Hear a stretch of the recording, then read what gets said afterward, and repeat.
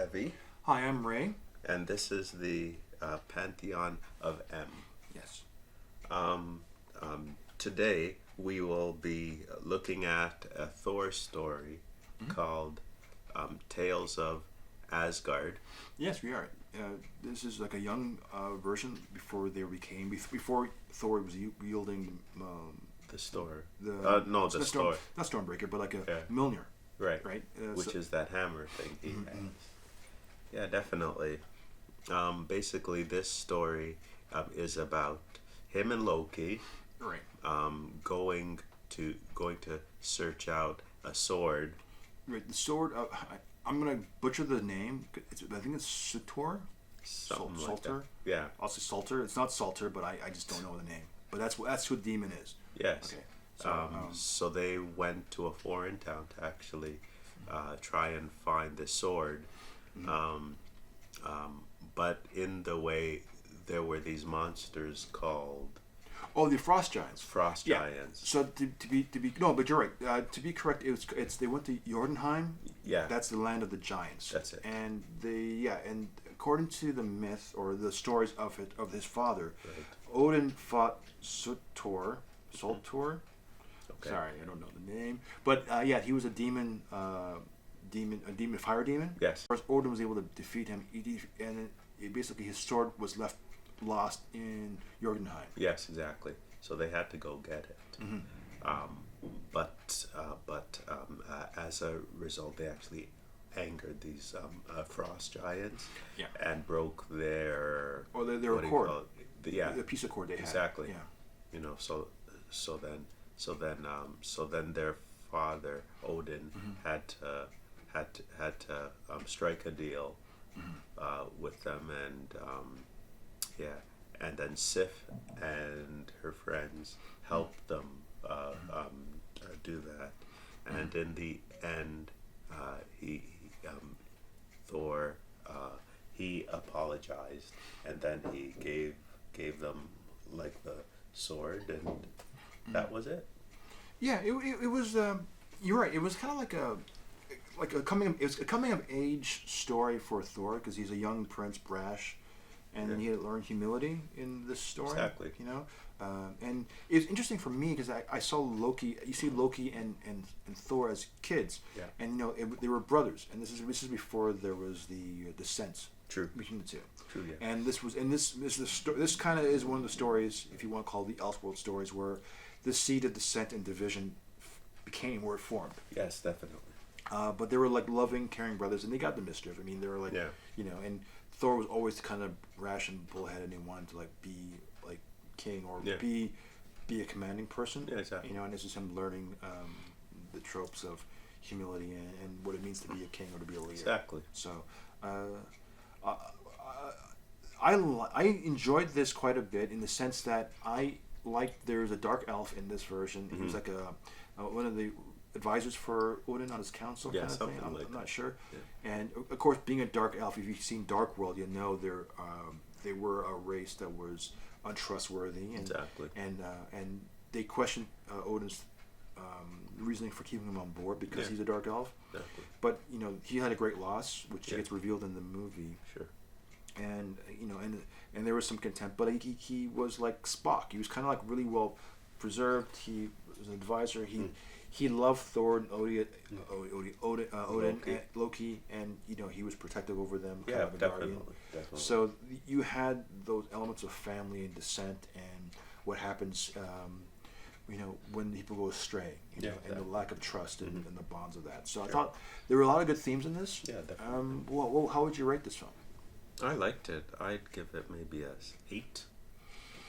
I agree. I liked it. It was very much a road trip version, and then you got more of the Warriors 3. Yeah, exactly. I think it's the only time you ever see the Warriors 3 in a full out adventure. Yeah, I think so. They usually get killed in the movies. Yeah, really, yeah.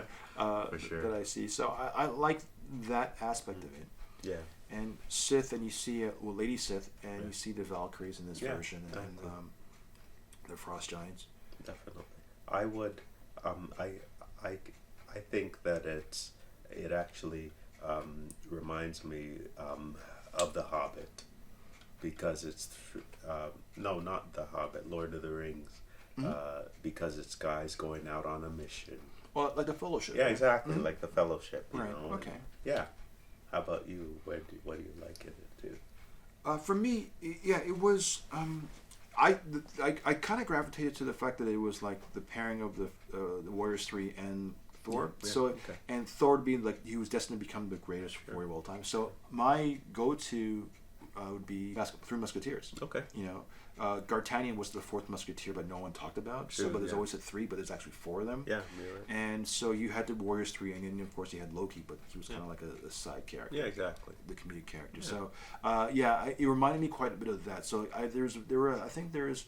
I remember seeing there's a 70s and then there's an early 60s version of the Musketeers. Yeah. And then there was a remake with Mila Jovovich Okay. and the French actor. Yeah, I know who you're talking about. Oh, I see his. Gerard Depardieu. That's it. Gerard Depardieu. And that was more comical, which is fine. I mean, the idea was it's supposed to be a comical film.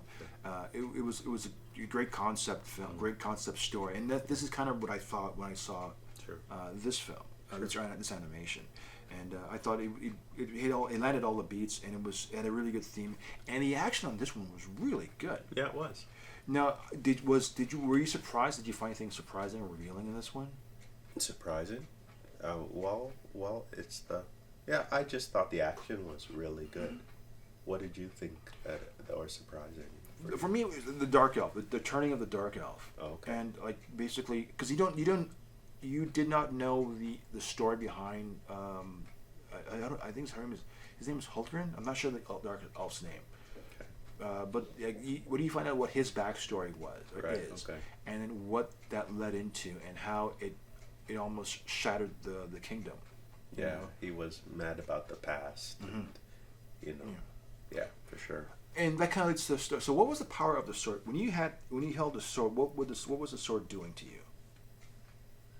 What was it doing to me? Oh, No, not you specifically. But like, I meant like when the person was holding the sword of Soltor. Again, I apologize for the name. I'm butchering the name, but Soltor, Okay. the demon sword, right? Because when Thor held it, it was the size of the actual size. It expanded. Yeah, and it catered to the size of whoever wielded the sword. Exactly, So it got bigger, it got smaller. Yeah. So that was cool. but like it had an effect on the person who would hold it. Mm-hmm. So what was your interpretation of that? I don't know. I guess it bonded. So it was became almost like a part of them. Mm-hmm. Wielding power, making them strong. Mm-hmm. Able to give them courage, made them feel better. Right. Okay. Yeah. What did you think? No, it was. Yeah, you're right. It's like an appendage of what they have, and then it kind of released any primal urges, or I say primal, I mean like any dark thoughts, or it's uninhibited for your any past conflicts you may have. Happy, that's true. Yeah. So and because I thought if you were enraged, it would come out. Right. know? Yeah, for sure. So I just thought it was kind of interesting. I just thought the level I just found the level in which they went really above and beyond, really untapped areas of and then the consequences. And what I like about this was just the consequences of their actions. I mean, this one had actual stakes, and there was a loss of life. Yeah. And Thor, at the end of the day, he's responsible for everything that took place to a certain extent. Exactly. And and if he didn't go on this quest with Loki, or didn't obey certain rules, you could avoid the tragedy that took place. True. On both ends of the spectrum. True. So, but he learned I mean, the lessons were learned, and you understood the nature of it. So, exactly. I'm gonna give this. Did I give this a rating yet or no? No, you haven't. I'm gonna give this a 9, because I just thought the merits of what you saw in this animation. The animation was okay. It didn't bother me too much. It was pretty straightforward. I don't know what you call this kind of animation. It's a cellular form of animation, but I don't know what the actual wording of it is. But just the morality of it, and where how it was structured, and where it went from being a road story of these mischief kids to the Warriors 3, and then it built and you know, and then the first casualty, it just kept building off that. Exactly. So, I just thought it was a really good tale. Yeah, me too. Me too. Well, yeah. Have anything else to add to that? Well, we gave like our recommendations of it, and then we gave it our score of it. Yeah. Would you recommend? I wouldn't. Would I recommend this to anyone else? I would recommend this to anyone who was a fan of Thor, or if you didn't like Thor the first couple of movies. This I think would capture your imagination and liking the character more. Yeah. If you found the character to be too dull or too one-sided, this is kind of like a young Hercules branching out of sort of thing. But sure. it was like I'd recommend this in the sense that if you felt unfulfilled of like where can this character go? Yeah, exactly. Then this was really good. This was a good addition to the story. Yeah. And if you wanted, this mean I don't know how much canon it actually is, but in terms of it, seeing the seeds of deceit amongst the brothers, Right. This is where it started. Yeah, and it would kind of teach a lesson too. Mm-hmm. You know, like don't step out by yourself. Think about what you're doing because it can have consequences. Oh, absolutely. Yeah. Yeah, that's cool though. Well, Okay, with that, I am Ray. I'm Evie. And we'll be back next week with a brand new show. We'll ask if you hit subscribe on our YouTube channel. The more hits we get, the better we can have more shows out there. And the website will be up. Yes, we have a website coming up. We don't have a name for it yet, or official name. I'm trying to work out the Logistics of that. Yeah, but it'll have links to our website, our YouTube channel, our audio podcasts, which are lengthier versions of what you're seeing and also hearing, and of course a blog that I write weekly. I try to write weekly. That kind of gives you more in-depth discussion of what we're talking about. For sure. And links, lots of links and trailers. So with that, I am Ray. And I'm Evie. We'll see you next week.